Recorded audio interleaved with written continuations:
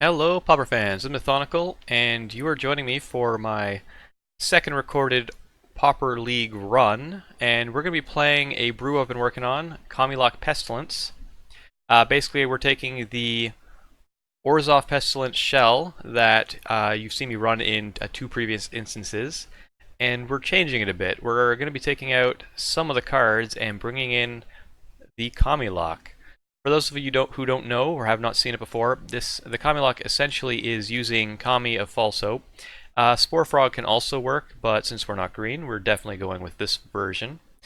And basically, when this creature is sacrificed, you can prevent all combat damage, so it's just a nice fog effect. And the Grim Harvest is the lock piece. Basically, we get to return a creature card from our graveyard to our hand, and when a creature dies, it basically uses the recover portion of this card and allows us to pay 3 to return Grim Harvest to our hand. So the combo basically is we have a Kami. We use it to prevent all combat damage. It goes to the graveyard. We return it to our hand with Grim Harvest. We replay it. We then sacrifice it to prevent all combat damage on another turn, which triggers the second part of Grim Harvest, returning that to our hand. We can then cast the Grim Harvest to get back to Kami, and this goes on forever unless they have Graveyard Hate. So that is our main fog plan, to buy us as many turns as we need to play the Orzhov Pestilence portion of the deck. We've made some changes with that version. I've taken up the Aven Rift Watchers. I wasn't the biggest fan of them, but I couldn't find a way to pull them out until I realized we could lower our curve with Kamis. So I've taken them out entirely. And now we're doing a 2-2 split of Areshan Clerics and Lone Missionaries. I've tried just Lone Missionaries and I've tried just Areshan Clerics, and it turns out we do want both.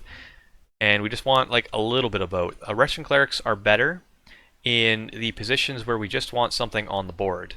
If we want a creature on the board, a 3 toughness is usually pretty good to just be able to block 2 power creatures as long as we need them to. It also survives Pestilence really easily, especially when we're using it for doing 2 damage to everything to wipe the board.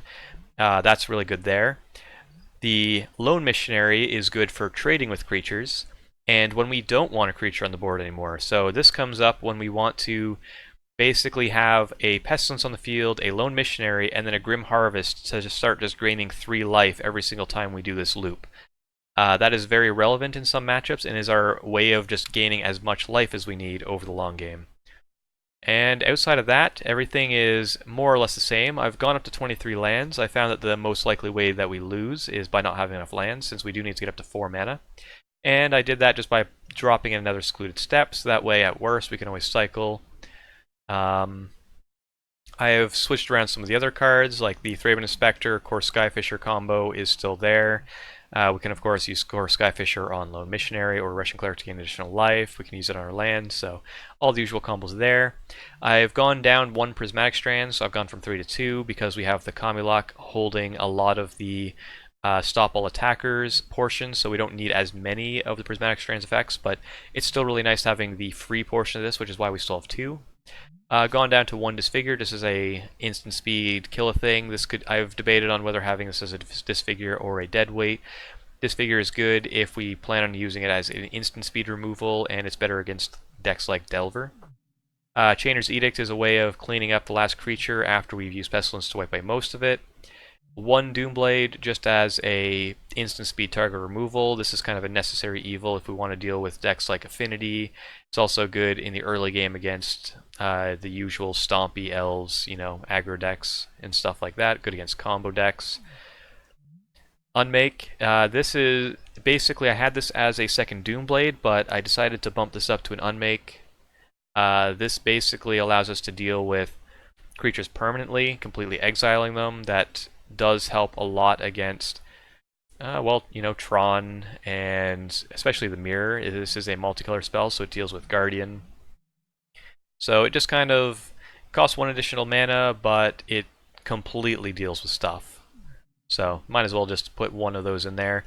Snuff Out is our last removal card. This is a nice free one since we do have 8 ways of getting a swamp, so it's free a lot of the time, and if we ever need to, it's a 4 mana instant speed kill a thing. Nice Whisper, part of our card advantage package. This just helps us dig that a little bit deeper. I've been debating on whether or not to have Read the Bones instead, or even possibly a Prophetic Prism for mana fixing, but currently keeping it as a Nice Whisper just to have it as a 2-drop to dig us for additional lands and whatnot. And the Palace Sentinels, since we do have basically an infinite fog capability in this deck, Palace Sentinels gets a lot better in my opinion. 2 I feel is still the sweet spot. We don't want too many of this effect, we just want 1 or 2 just to get it at some point, and we're much better at keeping it in this build. Sideboard is very similar to what I've done in the past as well, although now I've gone to basically ninjutsu. This is what I'm planning on using against Tron or control decks, just kind of attack their hand with something that allows us to get additional value out of our Thraben Inspectors and stuff like that. It's also uncounterable to ninjutsu it in, so you know, it's nice. And usually control decks are blue-black. They've got Doomblades and the like, and this dodges that, so, you know, many upsides. In my most current build, I've actually taken one of these out and put it in a second Core Sanctifiers, so feel free to tweak this as much as you like, depending on what kind of decks you plan on or you're expecting to face.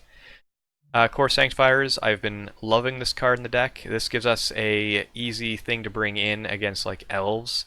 You'd be surprised, but basically the card that completely crushes us out of elves is Viridian Longbow, and Core Sanctifiers gives us a way out of that while it's still a body that is relevant, and it combos really nicely with the Grim Harvest, so we can set up a lot of instances, or some instances, where we get a Core Sanctifiers, and when it's dying we can keep pulling it back, and, you know, continue to remove artifacts and enchantments. Coalition Honor Guard is my go-to flag bearer currently, especially in a deck where we already have a lot of early game stuff.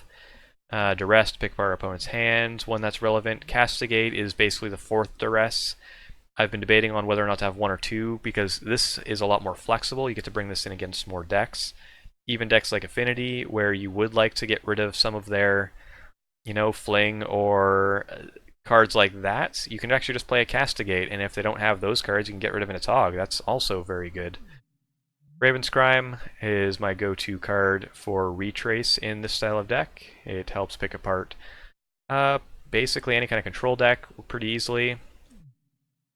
Basically, we got some additional target removal. This is important in the metagame where we're trying to get rid of creatures, and this is very important against Affinity, where they have a lot of 4/4s that we need to deal with, and we can't afford to be pestilencing all of them. And Relic of Progenitus, we need to make sure we have some kind of graveyard hate in case other decks are doing something as disgusting as the Kami Lock. So that is the deck tech.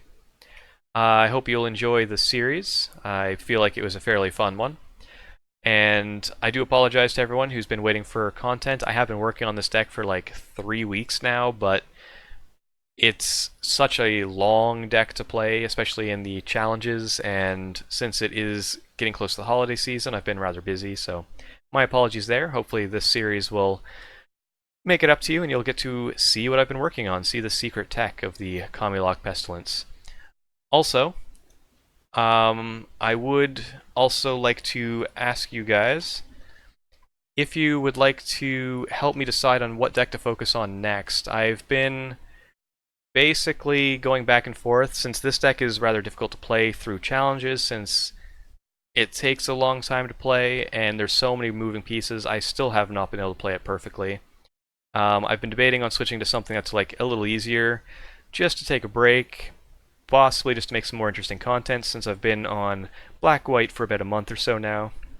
So with that, these are the 4 decks I've been thinking of playing. Basically, send your votes in. I'll have a link in the description below to this, but basically I've been debating on whether or not to go back to some form of Boros Monarch, stay on the WB Pestilence, go to some Tron variant. I know some people have requested I play Tron. I've been really hesitant, but if there's enough interest I will play it. Or to go back to the Sultai Land Destruction deck that I built a number of months ago and tweaked. Basically, I feel like the meta is shifting to more of a control-heavy meta, especially since I'm playing decks like Kami Lock. A lot of other decks are now starting to switch to Tron and blue-black control variants, so Land Destruction does work fairly well there. So let me know. Let me know what you'd like to see. And enjoy the rest of the series.